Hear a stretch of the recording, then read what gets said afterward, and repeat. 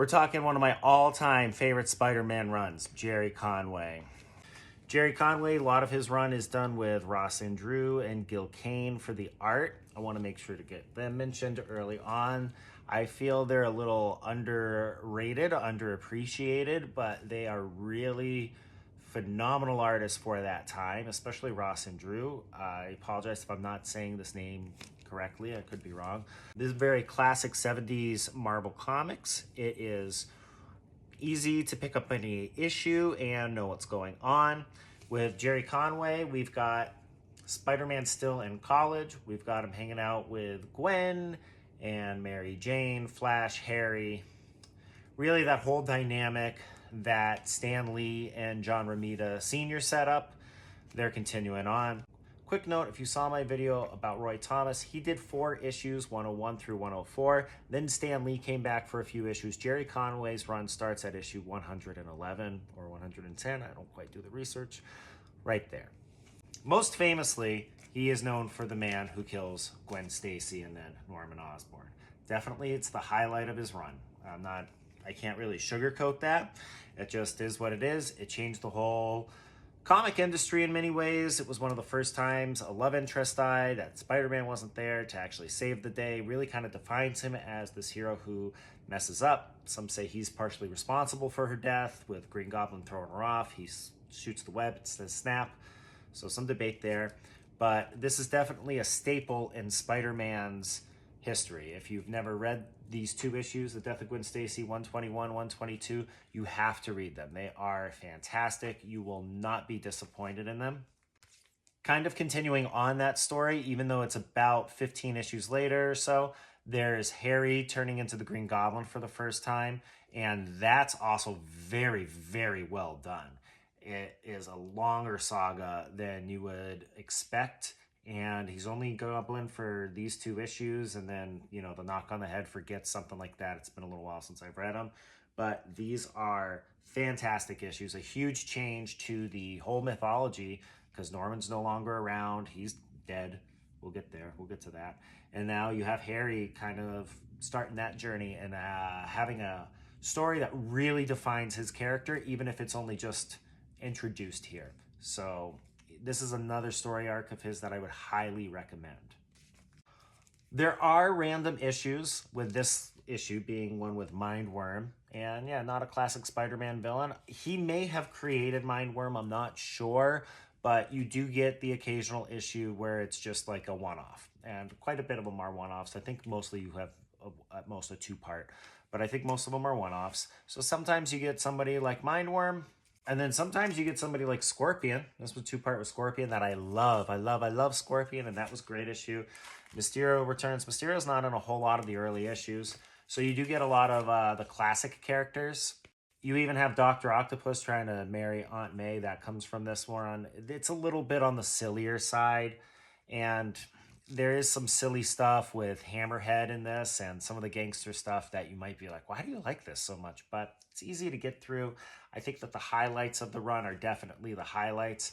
Not the best Dr. Octopus story, but a very interesting one, and one that has kind of become iconic in its own way. One of the biggest contributions to the whole Marvel universe was the creation of the Punisher by Gerry Conway, and I believe it would have been, I think John Romita may have done the cover design or something. It might be Gil Kane inside. I don't know. Look it up on Wikipedia. It wouldn't be hard for you to find out who actually created the Punisher. Sorry for the creators that I did not fully credit correctly. But this obviously, it's a good issue. It's funny that if you look, comic books would have these back bin pricing guide lists or something. Like Mile High Comics you could call a number and buy an old issue or something.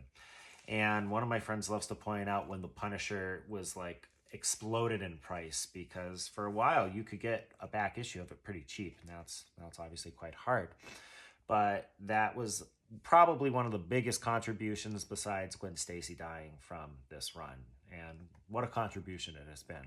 The last major part of this run would be the Clone Saga. I don't think he is the first to introduce Professor Miles Warren, but he might be the first to introduce the Jackal, as you can see, who becomes a huge villain in the 90s. This is a storyline that sets up like half a decade's worth of Spider-Man stories 20 years later, which is kind of wild. But between the death of Gwen Stacy, Harry becoming Green Goblin for the first time, the first Clone Saga, it is a very significant run in Spider-Man's history. Sure, you get some weird stuff with Hammerhead and like Mindworm that you'd be like, oh, whatever. This is just trippy 70s stupid comic booking. But outside of that stuff, which I actually still really like those issues. I think they have really good art. The dialogue's really good for that time. Gerry Conway is a fantastic Spider-Man writer, and he would leave the title, but he would come back for Spectacular, which we'll get into in a little bit, some of those other titles that he did. He's really stayed around with Spider-Man in some ways, though. He worked, I think, on the animated 90s series. I think he at least wrote an episode or two. I could be wrong. Once again, I do no research before this. I'm just going by what I think I know. I do believe there's an omnibus out with his stuff. It might be like the Amazing Spider-Man Volume 5 or 6, or part of it's in 5 and part of it's in 6. Maybe it's in 4. I don't really remember. I don't know why they didn't just release a Gerry Conway Amazing Spider-Man omnibus. I thought it was worth it, to be honest with you. I think that's how they should have done it, but sometimes they do some of those early ones a little bit differently, so it's not for me to say. But I would track it down. The single issues probably are a little pricey.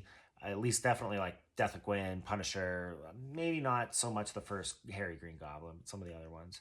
So this is definitely a run you should check out if you can get through the older type of comic book where it doesn't feel like a modern one, where it feels more like a movie or a TV show. It feels very much like a comic book, but these are great. They're not long. I think even some of the page counts are a little shorter, because I think that was an era where they were doing like 18 pages or something instead of the 22. So check it out, Gerry Conway, phenomenal Spider-Man writer. And if you want to check out something that I've written, I wrote a comic book called Treasure of the Mystic Hearts. It's a fun adventure filled with romance, monsters, magic, humor, and heart. You can get this $5 preview of the full graphic novel in the TikTok shop, or you can check out the links in my bio to pre-order the full 110-page graphic novel, which we're about to send to print. Check that out. We've got a lot of fun things, and I also wrote a book called March of the Mystics, which takes place after the comic book. So we've got a lot of stuff there. You can get copies of that in hardcover, softcover, in the TikTok shop as well. So check that out. It's great for kids and great for adults.